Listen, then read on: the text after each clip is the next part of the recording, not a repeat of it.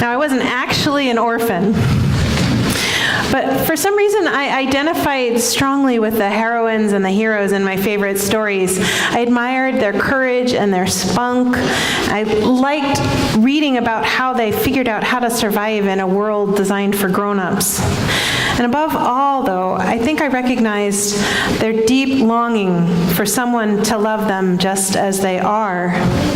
And when the happy ending arrived, when they found their forever home, I always cried, no matter how many times I'd read the story. There's a loneliness that lives in all of us.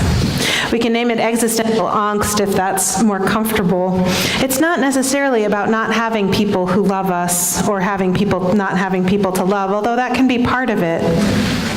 It's really a recognition that we have no idea whether our presence is completely the result of chance or part of some greater plan. We can't know for sure that we have a purpose, that there's an answer to eternal questions like, why am I here anyway? And why do we have to suffer? We shouldn't be afraid of that uncertainty, of those doubts. As Sharon Salzberg says, conventional wisdom says the opposite of faith is doubt, but doubt applied in the right way as curiosity and a willingness to question enriches and enlivens our faith. And I might add, our lives. The path to mature faith, to spiritual maturity, to human maturity leads through our doubts, not away from them. Rather than denying the existence of uncertainty in the presence of our limitations, we choose, completely aware that we may be wrong. We choose to believe that there's an answer to those questions. We make the choice not because we have proof one way or the other, but because believing makes life more bearable. Fully aware of how much evidence there is to the contrary, we make the choice to believe that the arc of history bends toward justice, that a world with peace and justice for all is not just possible, but somehow in the works. We make the choice to believe that we're part of something greater than our individual lives.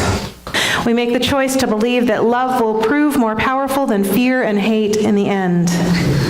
We make the choice to believe our lives and our love matter, that we are bearers of the light, home to a holy spark. At least we make these choices some of the time. At other times, as hope and that existential angst wrestle in our hearts, the angst wins, or cynicism clouds our mind and weakens our heart.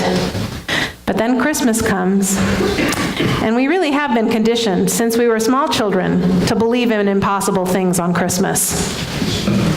From Santa's gift-delivering trip around the whole world in one night, to the virgin birth and the angels and the wise men, tonight we let ourselves just believe.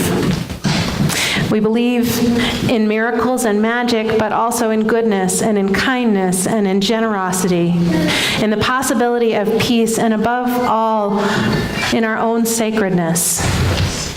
Rebecca Parker writes, "You have to know your body as the home of God, and this is the purpose of Christmas. The rose blossoming in the wilderness is the unfolding of your pleasure as the fingers peel an orange and the sweetness buds in the mouth. The bright star in the night sky is the sudden clarity of your instinct for joy. The birth cry in the night is your child falling into the dark and your arms holding her. The terror of Herod's murderous intent is your rage that would prefer death to change. The singing angel is your voice at church, not sure of the tune, but certain for a moment that there is glory. The animals breathing their warm breath in the fragile stable are your emotions, kneeling into the body of earth, at ease in the presence of God. Mary is you, God in your body. Joseph is you, sheltering God in the world. This is the key to the mystery. The Word became flesh. We are the dwelling place. We are the dwelling place of hope. We are the ones who have the power to bring peace. We are the ones who are living and loving ourselves and this world whole. This is the magic and the miracle that we're invited to let into our hearts at Christmas time. But can we get real for a minute? Does anyone else wish that somebody else would take care of it? Wish for a superhero or a savior to just come along and fix the world for us? It gets to be hard work. Even with the help of all people of goodwill everywhere, it's a pretty daunting task to heal everything that's broken. Personally, I wouldn't mind someone who would walk in and say, I've got this. Go put your feet up. You deserve to have some eggnog. But it doesn't work that way. There's no one to rely on but us. And more than that, the nature of this great work is that none of us get to be finished.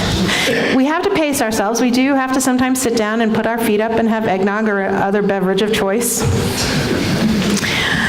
But the realization of our dreams and our hope doesn't happen in our lifetimes. It may not come at all ever. So isn't it a miracle that we keep on going? Isn't it a miracle that we keep on following that star and moving together toward those dreams of peace?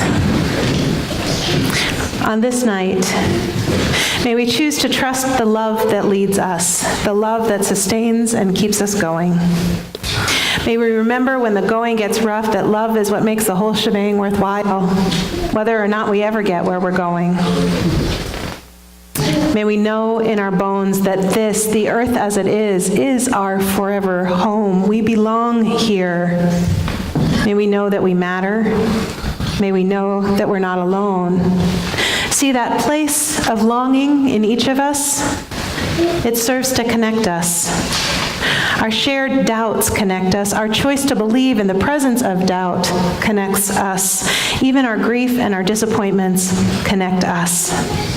Individually, we hold only a small spark, easily snuffed out, but together we shine as bright as the sun. Our humanity is our divinity. Our divine nature is our human nature. We are, each and all, bearers of the light. I love you all. Merry Christmas.